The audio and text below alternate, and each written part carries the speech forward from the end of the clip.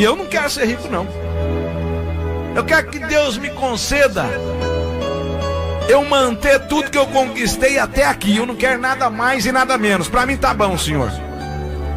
Eu tenho dinheiro para mim ir no sítio, voltar, para mim ir na minha casa, voltar, para me vestir, para mim comer bem e ser feliz ao lado da minha família. Isso é o que basta. Sabe por quê? Porque daqui eu não vou levar nada.